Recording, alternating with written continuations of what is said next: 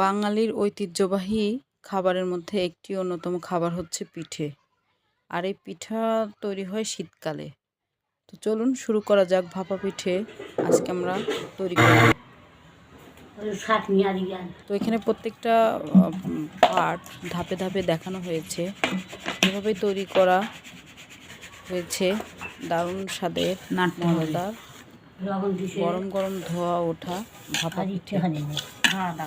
তো এখানে পর্যায়ক্রমে দেখানো হয়েছে, তোমরাও দেখে নাও কিভাবে তৈরি করা হয়েছে। আমি হচ্ছি ক্যামেরাম্যান, আর পিঠাটা তৈরি করছে আমার মা এবং পিসিমণি।